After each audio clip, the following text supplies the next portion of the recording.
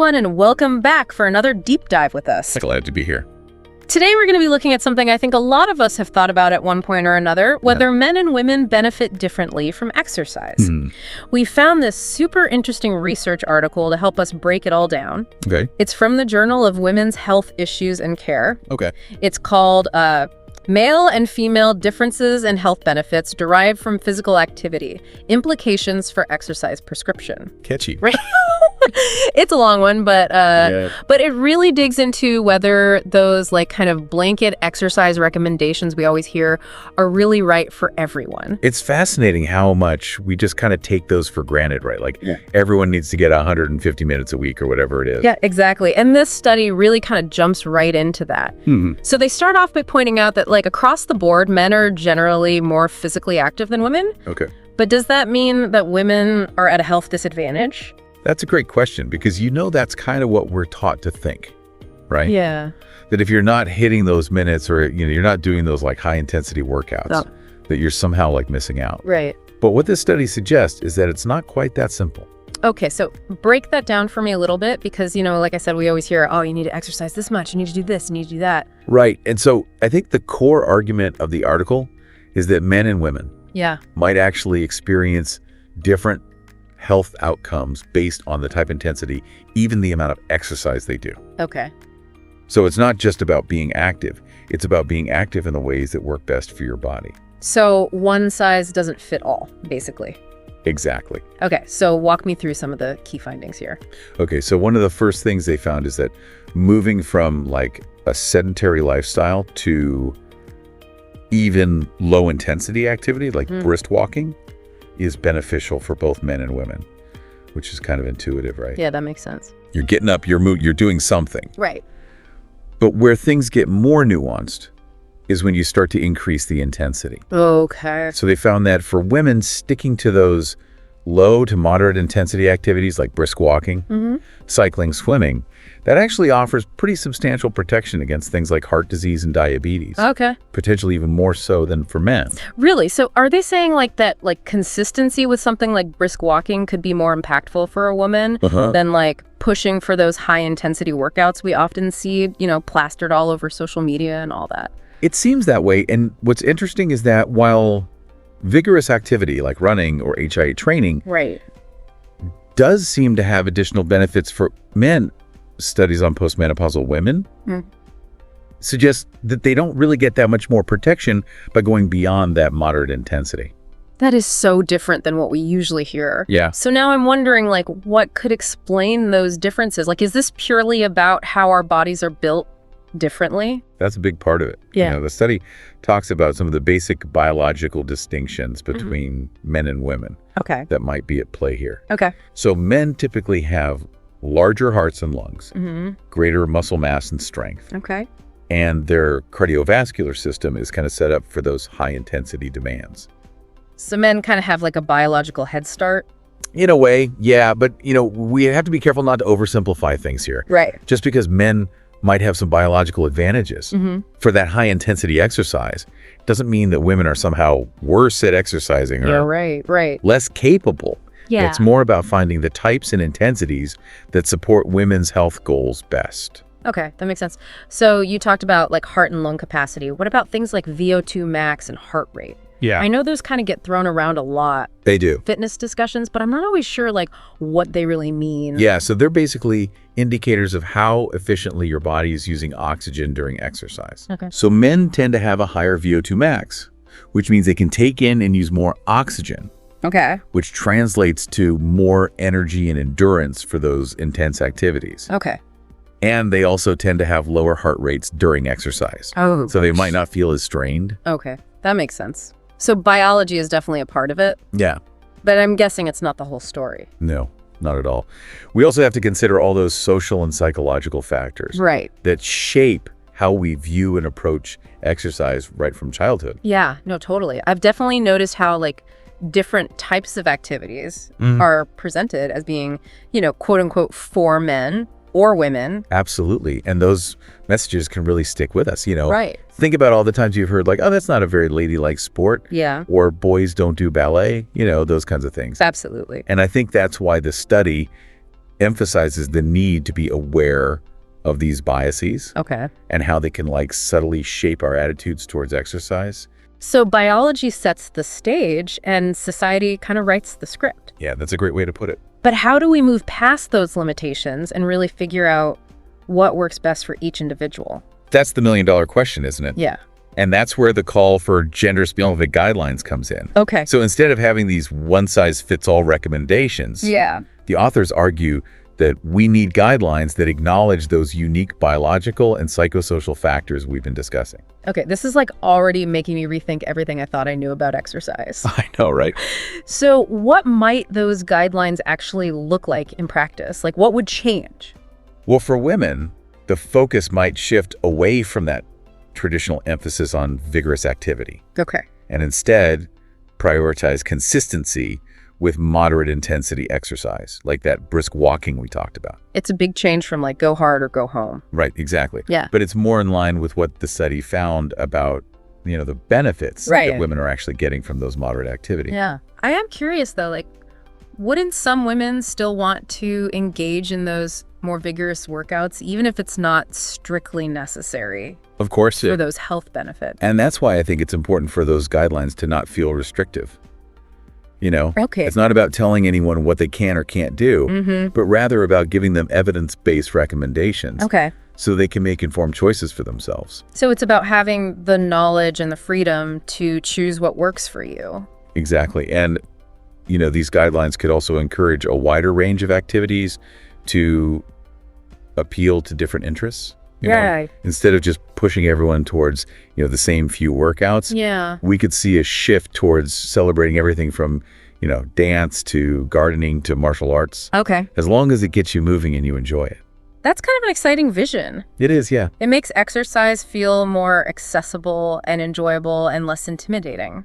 Yeah. So I'm also curious about how the study emphasizes not just automatically assuming that because women's activity levels are generally lower, it doesn't automatically mean that they're less healthy. Absolutely. We need to challenge that assumption. Yeah. Just because women might not be hitting those same, kind of arbitrary activity targets as men. Right.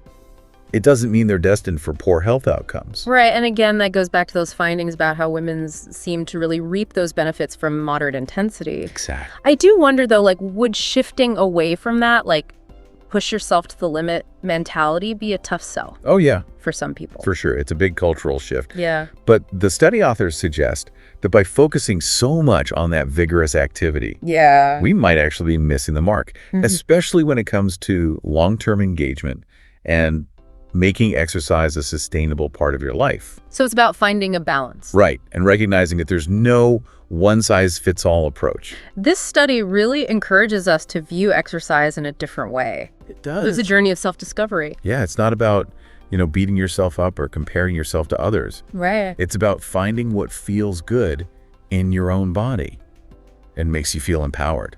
That's a really positive way to look at it. It is. So where do we go from here? Well, that's what we'll be exploring in the next part of our deep dive. Okay. We'll talk about how these findings could actually, change the way we approach public health initiatives, fitness marketing. Okay. Even how we make choices about how we move our own bodies. Can't wait to unpack all of that. Me too.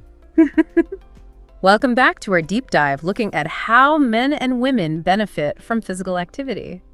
As we were talking about that need for gender-specific guidelines. Yeah. I kept thinking about all those, subtle messages we get, even from a young age, about, what kinds of activities are considered appropriate. Oh, totally. For boys versus girls. Yeah, it's so ingrained, isn't it? It is. Even just thinking about, when you were a kid. Yeah. What were the boys doing on the playground versus the girls? Right. It's like we're handed these scripts without even realizing it. Totally. And the study even points out how boys are often encouraged to be rough and tumble to play competitive sports. Right. And girls are steered towards activities that are seen as more graceful or feminine or whatever. Yeah, it's all about those gender roles. Yeah. And it's not like it stops in childhood either. No. I mean, think about the way exercise is marketed to adults. Oh my gosh, yes. You've got those ads with muscular guys grunting through these intense workouts. Right. And then you've got the women in sleek leggings doing yoga or Pilates. It's like we're being told what our bodies should be doing. Right. And it makes you wonder,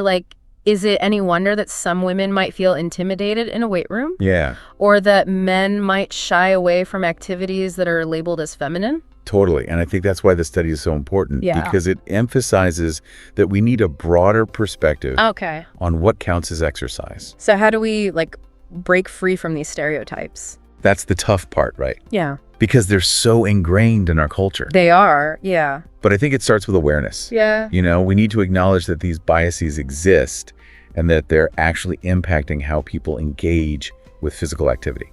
Awareness is key, but what are some practical steps we can take?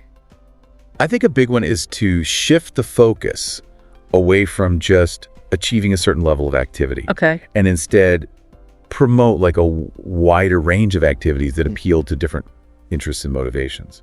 So instead of pushing everyone towards the same few workouts, we could be encouraging people to explore and try different things. Yeah, maybe you love to dance. Yeah. Or maybe you're really into martial arts or swimming or even gardening. Yeah. Anything that gets you moving in a way that you enjoy. It becomes less about achieving some arbitrary goal and more about enjoying the process. Exactly, and how it makes you feel. I also wanted to touch on how the study talks about not automatically assuming that because women's activity levels are generally lower, that doesn't mean that they're less healthy. It's such an important point to make. It is. We tend to equate those two things right. Right. But this study challenges that assumption. Yeah. Just because women might not be hitting those same, kind of arbitrary activity targets as men, doesn't mean they're automatically, unhealthy. And again, that goes back to what the study found about women really benefiting from that moderate intensity. Exactly. I do wonder, though, would shifting away from that push yourself to the limit mentality be a hard sell? Oh, I think for a lot of people it would be. Yeah. We're so used to that idea of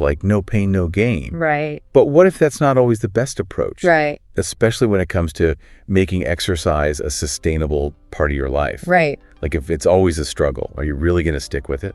So it's about finding a balance. Yeah. Finding what works for you. And not just trying to fit into this one mold. This study really encourages us to see exercise as something different, Yeah, in what way? It's not just about hitting those numbers on your fitness tracker. Okay. It's about self-discovery and finding what feels good for you. And empowering. Exactly. That's a really cool way to think about it. It is. It's about honoring what your body needs. So where do we go from here?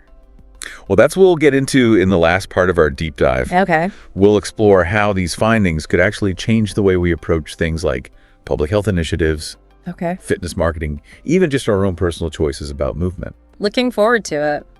All right, welcome back. This is the final part of our deep dive. We've been exploring this research article that's really challenged a lot of the conventional thinking about exercise, especially when it comes to men and women.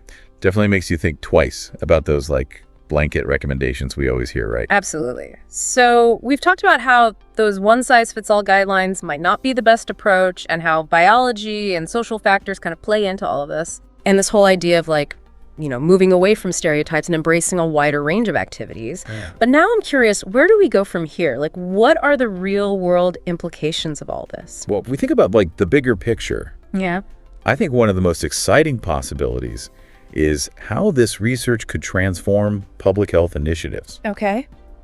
So imagine instead of just focusing on, minutes of moderate to vigorous activity, public health campaigns could start promoting a more diverse and inclusive range of movement options. So instead of just telling people to get more exercise, we'd be empowering them to find activities that they actually enjoy. Right, and that fit their lifestyles. That wouldn't feel so prescriptive. Exactly. And I think this shift could also extend to how the fitness industry markets its services. Okay. Instead of those super gendered ads we see all the time, right? Maybe we'd start to see messaging that celebrate a wider range of, bodies, abilities, motivations. It would be so great to see fitness become more accessible and welcoming for everyone. Yeah, for sure. Regardless of their gender or experience level or, what kind of activity they prefer. Definitely. This research really raises so many thought-provoking questions about how we view exercise in general.